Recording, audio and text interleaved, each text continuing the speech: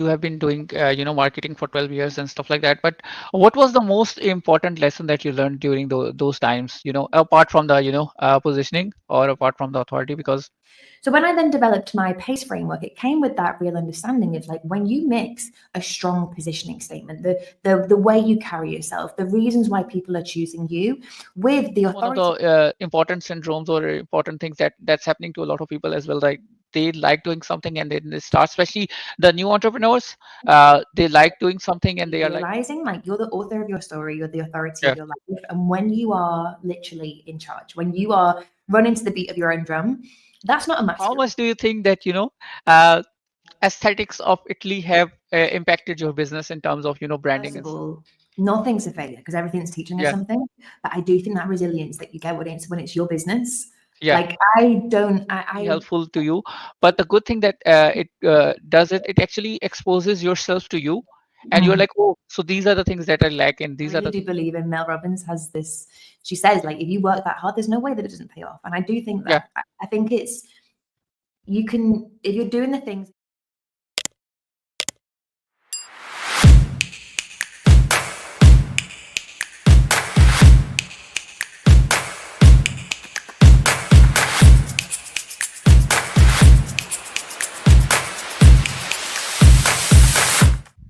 Hi, Emily. How are you? Hello, I'm good, thank you. How are you doing? I'm doing great. How's it going? How's the Q4 2025 treating you? What has happened this year? It has gone in the blink of an eye. Yeah, I don't know where the time's gone, and I'm wanting more time in the day, but that's always a good sign. yeah, yeah. That also, yeah. 2025 was very fast as well. It just feels like in blink of an eye as well. So yeah.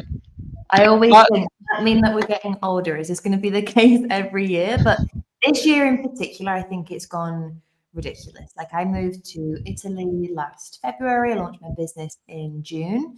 And this year has just gone very fast. I kind of can't recognize where I started the year with and how I'm ending it as well. But I do think that's a good sign. When it goes fast, that means that we're having a good time. yep. So how are you finding Italy, and why Italy out of everything else? Yeah, so I get asked this a lot, and to be honest, it was very coincidental. So I took my mum to Tuscany for her 60th birthday at the back Nice. end of 2026, sorry, 2023. And from there, it was a working holiday. So we were there for a week. And before that, I'd worked remotely, working typically from home, to be honest, for about 5 years prior to that. And then I realized, okay, it's got good Wi Fi, great food, the people are lovely. So after that holiday, I started coming back and forth to Tuscany for like 2 to 3 weeks at a time. And it was my friend that said, Emily, your energy is completely different when you come back from Italy. And so I just decided, like, it really stuck with me, that sentence. So I decided just to see how easy it would be. Like, how easy would it be to, navigate the language, to find an apartment? So I came here in February with the intention that it might just be for like 6 months and just to see what happens. But I landed on my feet, joined a running club, started to really kind of just feel really settled. And yeah, next thing you know, it's 18 months later. I've got my identity card. I'm a fully fledged taxpayer now. So it's been a long journey of navigating the bureaucracy system. But other than That's was going to be my next question. How do you find the bureaucracy? Oh my God. that, Now it's I know why. Yeah, yeah. to be honest, I'm lucky. I have an Italian boyfriend who does all of those appointments. Otherwise, I don't know how you would move here if you don't have someone to help you. My dad's Irish, so I have an Irish passport, so that helps. I haven't needed to get a visa or anything. But yeah, that's the only bugbear, to be honest. I would recommend to anyone to move here, but you need someone to help you. It's not Yeah, yeah, easy. yeah. That's yeah. It's so I was when I moved to Portugal, I was very like, because the bureaucracy, it gets to you because they are very slow. So Mm. I was just sitting there, in a shop, and there was this other guy. He listened to me talking. I was talking to my friends in Urdu, and he was like, "Are you speaking Punjabi?" And we started talking, and I was like, "The bureaucracy is very bad." And he was like, "I'm Portuguese," and Yeah. anytime I have to work with bureaucracy, it's bad. I know. So but he was like, but as people are good, so he was like, we as people are good, but the bureaucracy, anytime anyone has anything to do with bureaucracy, it's bad. And I've seen it, because I live with in a community where there are people from all the expats. Yeah. So Americans are tired of it, Germans are tired of it, everyone across the board is tired of it. So it kind of makes it a collective experience that whole world is That the thing is an experience. It's not one that you yeah. ever want to replicate. As soon as I do an appointment, I'm like, thank God, never again. But I have to say, so this week, for example, because I'm now self-employed in Italy, the business is registered in the UK, so it all Yeah, yeah. works out. They've got this like double.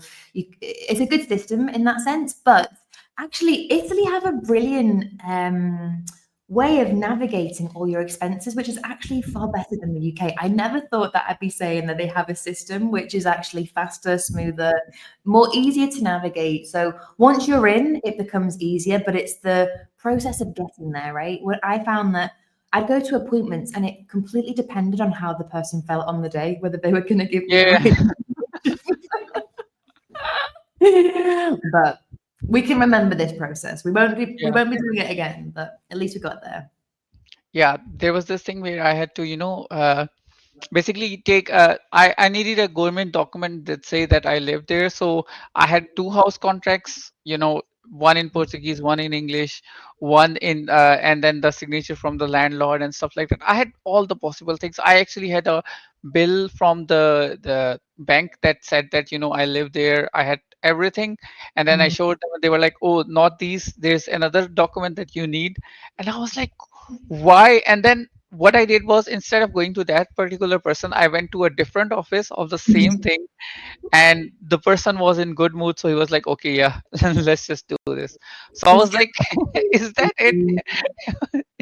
Like, it makes no sense. I didn't know yeah, that Portugal was the same. yeah. I think the whole Europe is the same, because the more I talk to other people, and they're like, "Yeah, it's the same here as well." Mm. But it's just that people who are, I think, we as people, digital nomads as people, we tend to share more. And people who, like, first, for example, if they are students or if they are working professionals and stuff, they are like, okay, this is the way it is, and this is. But I think digital nomads like us, we just like talking about all the things, even if it's dirty or if it's good. So yeah. That's the price we pay, right? Because there's Yeah, definitely benefits of being able to go and live and work wherever you want, but it yeah. has to come with a few headaches, I guess. Nice, nice, nice. So yeah, it's very different to yeah, but the Italian life is very different from the Irish or UK life as well. Don't you agree? They have a more balanced approach to life. That's the thing. It's like I love having these like dual worlds where my working day it's fast and it's a lot, and I tend to do long hours depending on the kind of season I'm in. But then you can close your laptop and the tradition, like the culture that you can then go and go outside, go and meet your friends, go for dinner. No one cares what you do. They're not asking you. There's no Yeah, like yeah, this in that sense. It's like let's talk and let's actually talk about like life, families, all these good things. So I like being able to have the duality where you sit down, you don't look at your phone, you're literally speaking to your friends, you're having good conversations, you're eating good food, you're drinking nice wine. So it's a really nice balance. And I love the fact that where we live in Florence, it's an hour to get to the beach. You can go up to the mountains in the north to go skiing. You've got the most beautiful beaches. So there is yeah, so much on your doorstep where, yeah, I really like it, to be honest. I went back recently to the UK, and it's funny now being able to go back and visit my friends and visit family and things, and then look forward to coming back here. Like I have that like home feeling here, which is quite nice. I'd love to know what took you to Portugal, because I always believe that the place that you go to, there's something about it where I'm always curious about like what brings someone somewhere. So I look back at like, is it a coincidence that I've ended up in Italy? Or my sister, for example, she studied in Siena, which is down the road. Italy was always somewhere that I loved to go to when I was younger for family holidays and things. And I think the place that you end up, or the places that pull you, there's a reason for that. Yeah. My reason was, funnily enough, the first country that I went to as a digital nomad, because I wanted to, see the world and stuff, Yeah. was Dubai. And immediately I was like, this is a okay country, but never felt right. But then I moved a lot, to a different countries, and I just went there for a lot of different countries, and then I figured out that uh, Dubai has a more, it's a more artificial approach to everything, and it's just, like I started not liking it. Like, I don't hate it, I just don't Mhm. like it anymore, which is a weird thing, because I Yeah. always hear good things about Dubai, but I personally didn't like it. So then I was like, what's the place where I started, reading about and trying to figure out, where there is actually a bit more, more work life balance, and how I can, have a good day. And also, I was while you were saying that, you don't talk about your work and stuff, and have a life separate from your work. And this is what I'm noticing as well, that when I'm sitting with my friends, or when I'm doing that, I don't like talking about my work, and I can kind of sort of disconnect and have a better day. So yeah, Mhm. that kind Yeah. of thing, yeah, that kind of thing drove me here. And also, what I have noticed is, since coming here, I've been participating in more outdoor activities and stuff like that, and trying to live the life, and figure out how, what I like, and what are my new things or new experiences and stuff like that. But before that, even in the way, I didn't uh, test those things out. Yeah. That's so true. Like I've since moving, I've always been a runner. I've always been really into my fitness, but I noticed how much more of a lifestyle it is here. Like every day I'll go running. Every day Oh, I'll be did you see the people running by the beach? Like, like, there. I, like, I'm saying that, once you come to European country or city, or any city, and you go for your first run, you're like, oh my god, these people, like, what are they eating? That thing, like, even now, like, I'm like, what are you guys eating? Like, what's happening here? Like, everybody, like, why everyone? Like, it should be like, okay, I should see two or three people. Like, I'm seeing 70-year-old guys, 80-year-old guys, and they are so fit. I'm like, they are fitter than me. How and why? Yeah, That's true, actually. Last time I was in Portugal, it was very noticeable. Like everyone was out in the morning doing the runs, but yeah, that's a good thing. yeah, It's a nice lifestyle choice, isn't it? yeah. I also started the FRC as well, Founders Running Club in Yeah. Porto. So yeah, Saturday runs. Yeah, I they're I nice. love to run. I'm debating. I've done a couple of marathons. I'm looking at the Paris Marathon in April, but every time I sign up, I'm like, why have I done this? Because it's so hard while you're trying to run a Yeah, business as well to get like a really intense training schedule around everything. But I think that'll be something I sign up for. yeah, I'll wait for the year. yeah. That's nice, because marathons are very, they take a lot of dedication and stuff like that. So yeah, there I'm still, debating, like, should I do it or not. I haven't done my first. I have been, slightly training for it, but I haven't done my marathon, to be honest. So yeah. I think uh, it's so much mind over matter. Like you can do it. If you sign up for it, you yeah, will do it.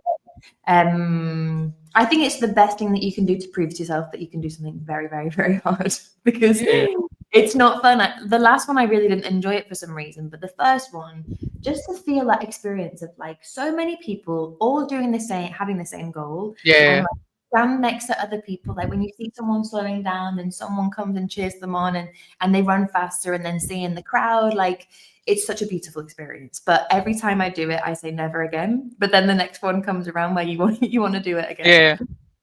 Yeah, that's a whole experience. I actually went to a couple of marathons, and it's a really good experience as well. So I try to, like, encourage my friends. I have a friend who just, gets up, and, like, he did a marathon, like, just on a casual Sunday. He was like, I'm going out, and he ended up doing a marathon. And I was like, How do you even do it?"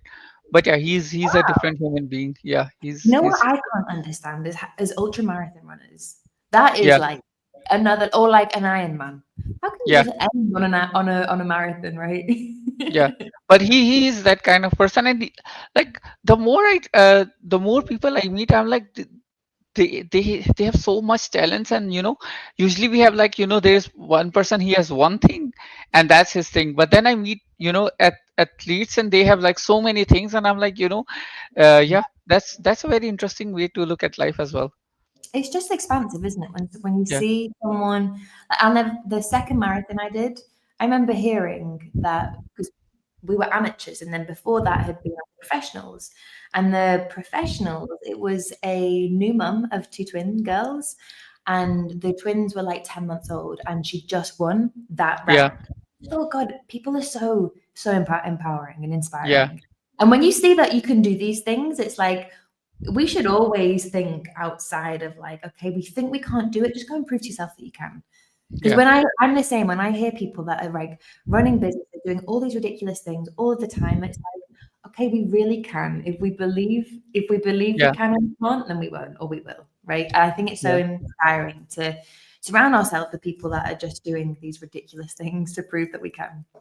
Yeah, that's what I was thinking as well. So I'm gonna, kind of steer the conversation a little bit differently, and I Mhm. wanted to ask about the, PACE framework that you have. The P Mhm. in your PACE framework, and how do you position the positioning. How do you do that, and how do one person like me or somebody who's just starting out and who has no idea of what's happening around the world, how Mhm. does he start with it? It's a Yes, very different conversation all of a sudden. Yeah. what a Just segue. So yeah, the PACE framework came from essentially my own journey. First of all, of I made the commitment to myself after leaving my corporate job. I realized that like I had everything that I now needed to go and build a successful business. So yeah, prior to that, I'd worked for 12 years, always in marketing, either in-house or working at agencies, working for brands like Brewdog, Nike, eBay, and then in-house for a tech company where I scaled from 0 to 45 million in 2.5 years. So high nice. growth, high stakes. I then learned that like I can work under pressure. I can prove to myself that I can do all these, goals that I'd set myself, and working part of a team as well. So when I then went out on my own to go and grow my brand, to grow my business, I really understood the power of your positioning. And if you don't know what you want to be known for, if you don't know why someone should choose you, everything lies in your positioning. And there's a big difference with, I know that one of the questions that you asked earlier was around like the difference between a niche and a positioning piece, right? Yeah, So your niche is the category that you play in, right? And you really want to hone in to make sure that you're not speaking to everyone, you're not trying to be liked or trying to be bought into by everyone, right? You're playing in a very specific niche, but it's your positioning that allows you to or entices people to choose you. That's the whole like why you. And that's everything from your messaging, how you come across, the energy that you carry.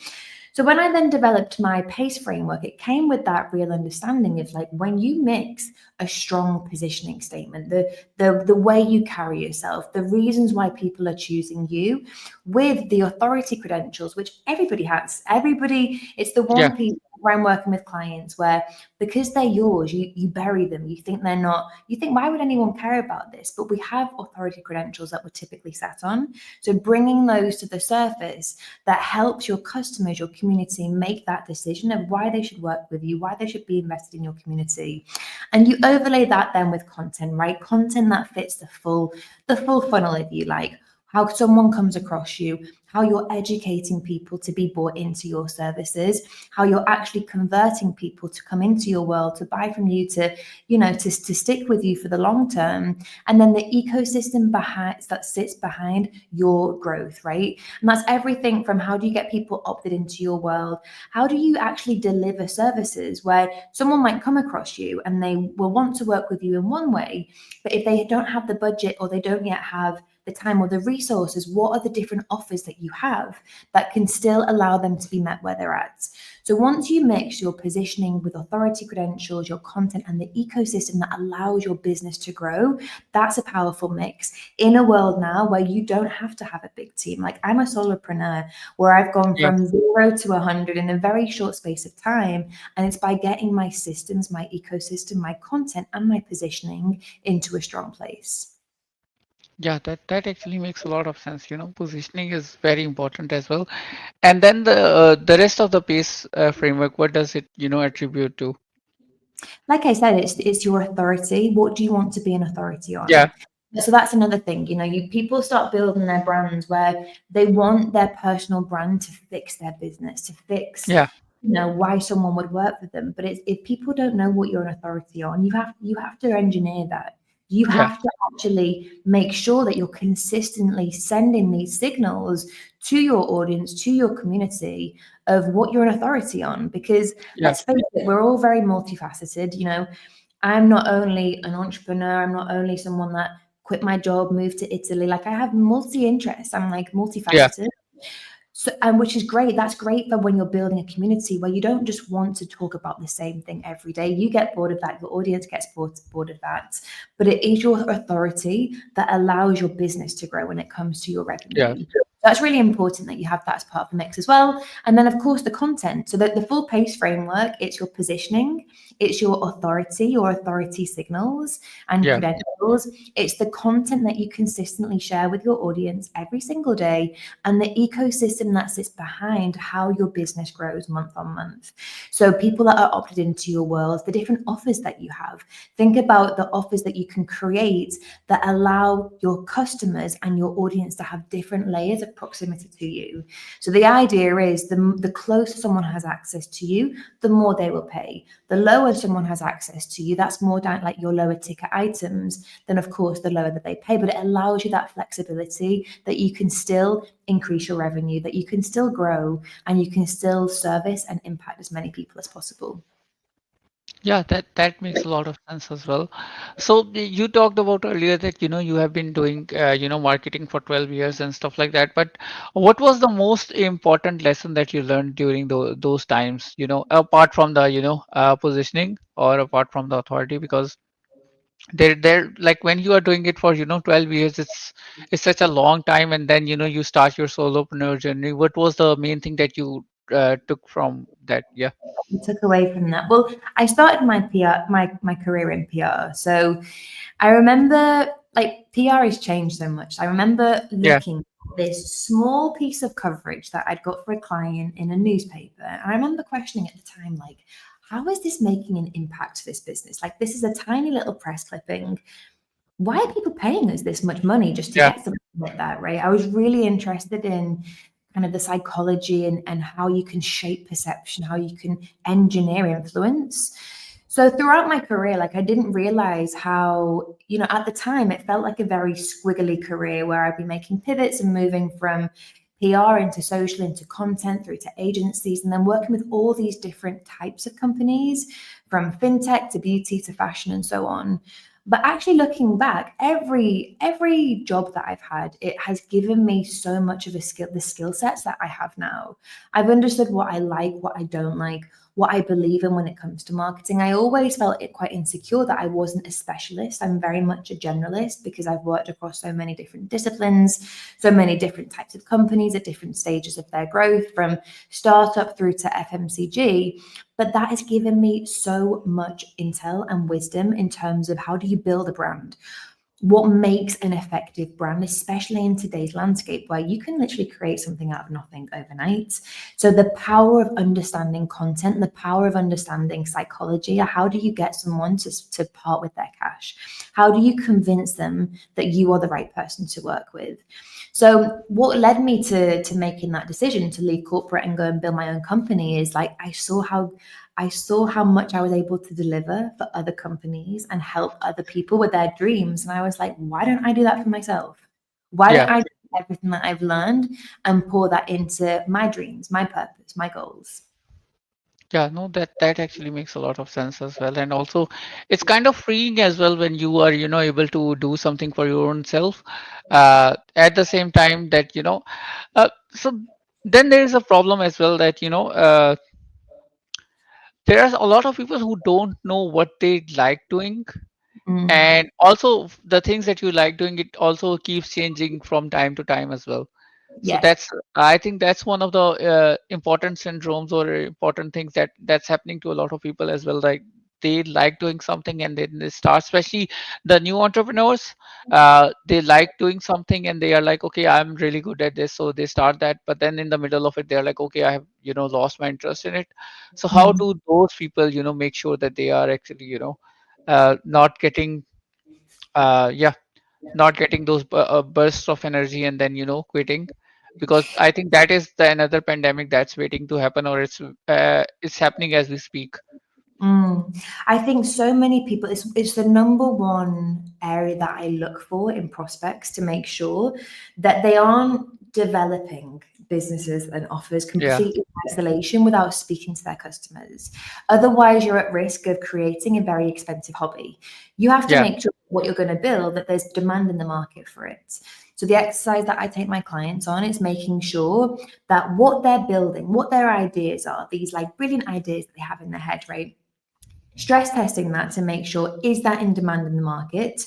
Does that align with your talents, your natural talents? And does it align with the thing that you're actually interested in, that you're energized by, right? Because you have to touch upon all three. Otherwise, you're at risk of, like you've just said, doing something and then 2 weeks later thinking, actually, this isn't what I want to do anymore. yeah, Or spending so much time and then taking it to market and realizing there's no demand in the market for it. yeah, Or there is, but it's so crowded. So that's even more difficult to actually make an impact.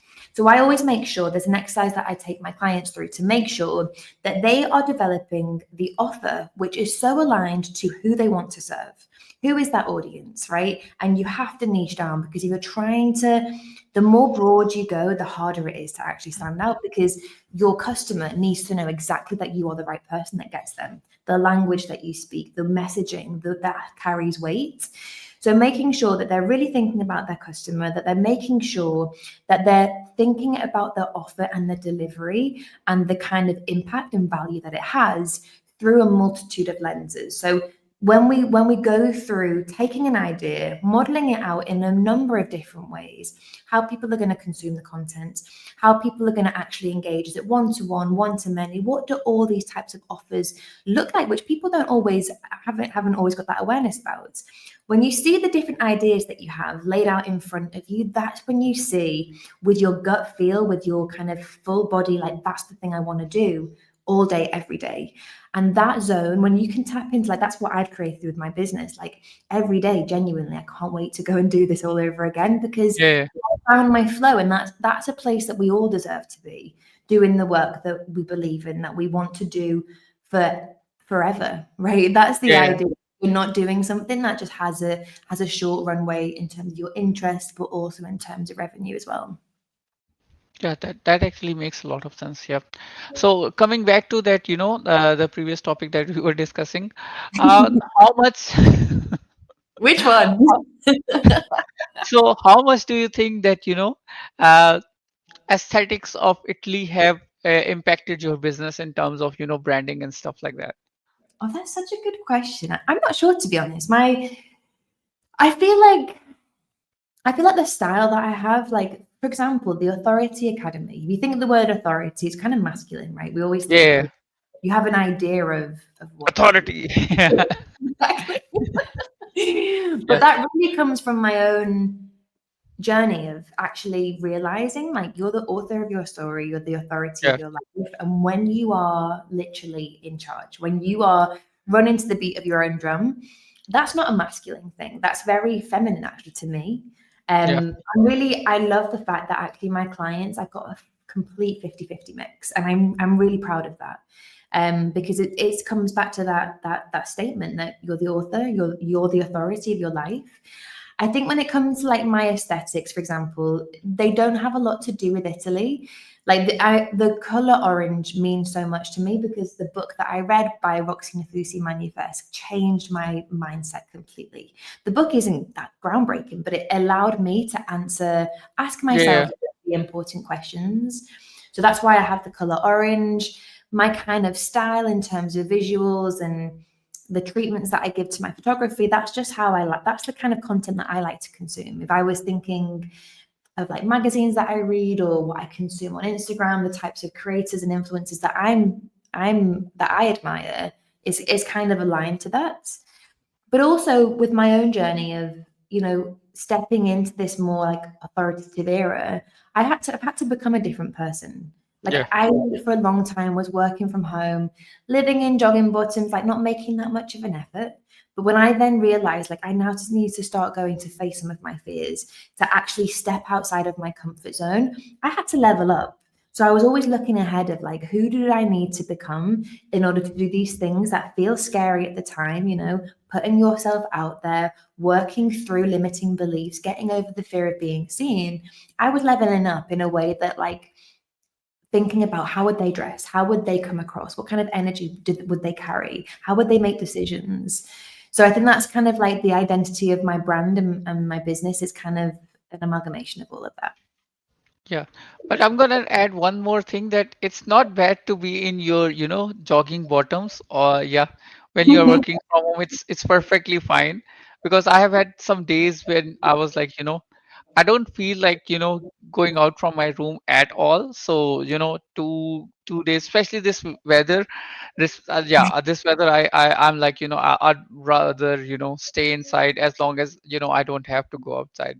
So yeah, and I work from home, so yeah, I don't have to go outside at all.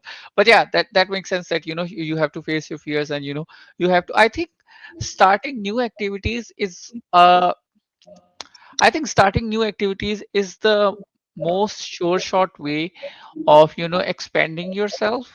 Even if Mm, you are, it's not about being an entrepreneur, it's not even being about anything like it may not even be helpful to you. But the good thing that it does, it actually exposes yourself to you, and you're mm, like, oh, so these are the things that I lack, and these are the things that I need to work on. And that mm, actually motivates you to take some steps.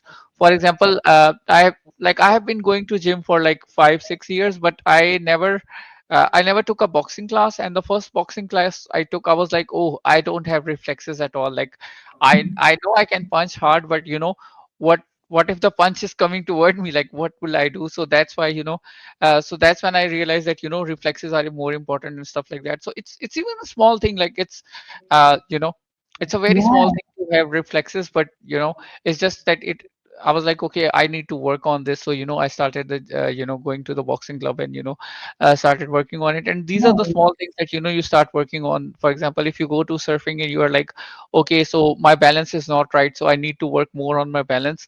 And yeah. it actually, because the better you feel or the better you become at certain thing, is actually boost your confidence and boost your authority as well.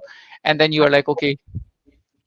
Absolutely. And it's those little things that actually they stack up. I used to, I don't think I've always had this mentality like if I want to do something, I'm going to do it. Like nothing's going to stand in my way. And I think that Delulu mentality is actually Yeah, really, really powerful. But at the same time, you can get in your comfort zone. And there was a time I remember maybe when I was about 24 where I started to crave just normality, just let's just plow on. And it's like, yeah, actually, that's not a good place to be. You want to always be thinking about how you can expand yourself, how you can stretch yourself out of your comfort zone, because then you realize you can do it. And then it becomes kind of this addictive, it becomes this kind of addictive journey that you always want to better yourself. And that's a good thing.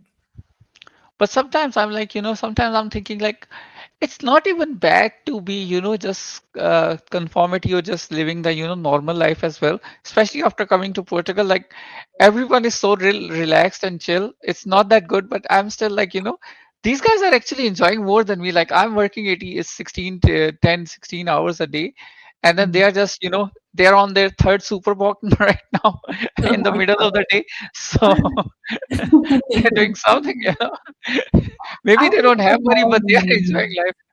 there's a reason why you're working that long hours, though, and I think everything comes back. I really do believe in Mel Robbins has this. She says, like, if you work that hard, there's no way that it doesn't pay off. And I do think Yeah, that. I think it's you can if you're doing the things that you really, really believe in, then how fast do those hours go? Is it 16 hours where you're like, oh my gosh, like this just feels like it's taking forever, or do you yeah, just do they go in a flash? Because I think yeah, we all work in seasons, right? Not every season you're going to be working those long hours. I think the same for my own journey. Like I have this balance now where, well, there isn't any such thing as balance, but I, for example, took Friday off. And I'm not always working this hard, but there are some yeah, seasons and some weeks that I'm like working crazy hours. And I think it's all having that flexibility and freedom that you get to be in control of that. yeah. No, that's very important as well. I think Mm. at the same time, it's like, uh, because I'm totally on for solopreneurs and stuff, but then of course somebody has to work for somebody else to make that thing. But at the same time, if you have your own thing going on and then Mm, you're working for somebody else, that I think that's the kind of balance that the world is going towards, or maybe mm, it's already shifted towards. Because working a corporate job, uh it's larger part, it's a good thing, like it actually sets you up and stuff like that, like you can your bills get paid and everything is done on time, and you are getting a stable paycheck and stuff like that, and that's good. That sets you up for initial success. But at the same time, if you really want to do something that you really mm. love, and then you have to start that as well to even if it doesn't pay off, like obviously it's going to pay off, but even if it doesn't pay off in monetary terms, you will be happy that I'm doing what I like, that kind Exactly. of thing. Like, I wasn't ready to do this before. I've got so much admiration for people that have gone all in their 20s and like early on, because Yeah, all power to them, because I wasn't ready at the time. I didn't have the knowledge that I have now. And I'm really glad that I've done that a little bit later, because I've worked through companies where I've got to make these risks that have paid off, but yeah, that wasn't my neck on the line. Like, it was my career on the line, but it wasn't my money. So I've learned a lot about I've made my mistakes in corporations, and I also have the realized best that way to make mistakes, the best way to make mistakes is work in somebody else's company, make mistakes. You don't have to but like, I've oh grown sorry. so Yeah, much. yeah. No, Exactly. I'm just saying that because now if I make a mistake, like I have a client, I Mm, made a mistake in because we have to bill them, it's Amazon DSP, so I have to send them a bill at the end of the month, and in the end of the month I had uh, a kind of a situation where we overspent something, and they were like, they were not paying, and I was thinking, hey, if I was working for somebody else, my salary would be in, and I would be I would be I would not be in as much the like pressure as I am right now. So mm. yeah, so that's That's what I'm true. saying that, But I think that every lesson that you do as a solopreneur, it's like, well, first of all, nothing's a failure because everything's teaching us yeah, something. But I do think that resilience that you get when it's your business, yeah, like I don't recognize myself when I first started. Like, I don't get stressed about any of the things that I used to get stressed about. Of yeah, course, things still get to me, but I do think it's kind of like a privilege to have that level of stress, to yeah. really understand that you can handle it. And also sometimes like my friends are asking me, okay, so what's bothering you, and then I explain it to them, and they're like, oh, your life is so tough, and I'm like, no, it's not tough, it's just that it's another day at the office, and they're like, oh, I would be freaking out right now, and I'm like, I'm Yeah. used to it. I don't know, yeah, but I'm used to it. Yeah. Well, you must love it as well then. That's the Yeah, thing, yeah, isn't it? Like, yeah. yeah, How long have you it's been just doing like, it for? so the advertising thing, I've been doing it since 2017, so it has been like 9 years. But I've been Mm, writer since 2013, so it has been like 12 years as well. So yeah, yeah. And amazing. You've got amazing companies. Like, that yeah, in itself is authority credential. You're working with Amazon, working with amazing companies, yeah, living your best life, living in Portugal, going for surfing lessons. These are all the yeah, things that, that hook people in. yeah. But at the same time, it's just like sometimes I'm like, maybe I need to locked in more, because then sometimes you look at the some Instagram stories and you're like, do I need to be too much into it? Like I'm using a healthy amount of Instagram every day, I'm using healthy amount of TikTok every day, I'm working like with my clients and stuff, but I do make sure to squeeze in the time for everything. But Yeah. then sometimes I'm like, maybe I need to be just go back to lock my computer, lock myself in the system, and then stay Yeah. online and just work. But Mhm. yeah, It's only hard time to will tell. get that balance. I think it's all the seasons. Like, Yeah, last June, I locked into this mentality that, like, okay, I'm going to figure this out. And that was a season. And then I did that within 6 months. I was completely at max capacity. And that's when I realized I needed to expand my offer, because that was a hellish month. January, where I billed my highest month as just doing like one to one done for you personal branding. And that taught me like I needed to do something, whether it's the systems, whether it's bringing contractors in. I knew I didn't want to build an agency. I knew I didn't want to have like teams that I managed. So that's why I went down the one to many route. And there is still a lot of upfront work that you have to do to get that off the ground. You have to Yeah, build yeah, out yeah. you have to build out that lead flow. Otherwise, before you know it, that lead pool that you have, it runs out. But there's no such thing, like you can't get anywhere in life unless you make these sacrifices. And so it's all about kind of thinking about what does your next level require of you so that you do have more time. I don't think that we lock in forever, but if we Yeah. can lock in these seasons where we can then come out of that having learned something and improved the lifestyle that we want going forward, then that's what we have to do. Yeah. No, that actually makes a lot of sense. So, Emily, I think we have like 3 or 4 minutes left. So, do you have any, any question from your side or anything that you want to talk about, Any questions? or anything you want to talk about? Yeah. What's your next plan? My next plan is, I think I wanna like what I have noticed is that the mainstream European cities are not that great. The underrated cities are far better. So I'm Mm, actually currently planning things are basically there is a tram line. I forgot its name, the train that runs throughout Europe. So mhm, I'm actually planning to do a series of small cities across the Europe, mhm. and the ones that are yeah, and Yeah. figuring out what their specialty is, and trying those things out. Yeah. I've got a question about your YouTube. Yeah, yeah, sure. So how long have you been growing that for? So almost 2 years now. Yeah, 2 years. Yeah. And you've had like 20,000 followers or subscribers. Subscribe on LinkedIn. I have to almost 20,000 followers. On Yeah. YouTube, I have 13,000, I think, or 14,000 subscribers. Yeah. Yeah. How have you found your YouTube journey? To be very honest, like, hmm. So I don't. To be very honest, I don't like. I would rather prefer my Reels journey or TikTok Shorts journey. And the Yeah. reason is because as a consumer, I personally prefer that rather than watching the long form content. I know there are a lot of people who watch, like I have 13,000 followers, but yeah, I actually like my own, the shorts more. I look at them more than, my Yeah. YouTube, the whole podcast. Yeah. Oh, It- really? Because I yeah. always think, I personally, I want to start doing more long form. I'm kind of toying around with which environment to do it in, whether it's podcast, whether it's YouTube, just because, like, if people are only consuming short form, there needs to be a place that they can go to for that kind of more long form deep Yeah. Yeah. dive. Do you're like how to build It's just profitable? like so Emily, it's just like like when I was working over S&P Global, there's a very visible line there that not all the data is valuable. Some of it Mm, is critical. mm, So that's the thing that I like to remind myself that you don't need to read the whole book, but it's very important that the more important parts of it or the more caveats of it.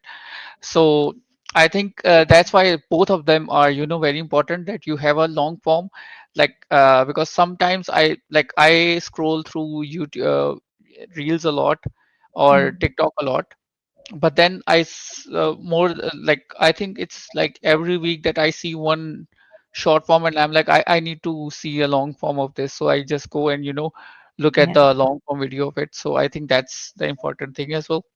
Mm, mm. I think I'll do something at some point. I just it's like a really conscious not to get shiny object Yeah, yeah. syndrome. At the same time, I know that it's how I make my purchasing decisions when I get more Nice. invested in the long form pieces.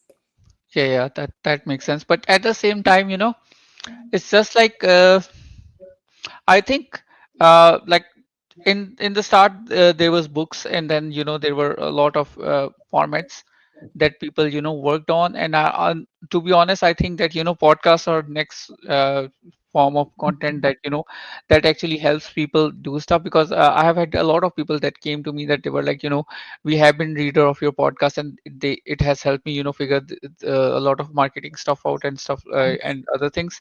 So yeah, it's very Love it. important as well. But yeah, I'm like, and then there are people who are like, I just need this little piece of information. So if I can Mhm. have a cutout of it, or if I just can have that, that will be good as well. So yeah, Mhm. Nice. Well, I might be hitting you up then at some point for some tips. We'll see. sure, sure.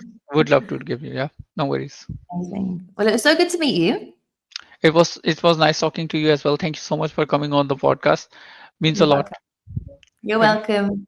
I'll catch Bye. you soon. Bye.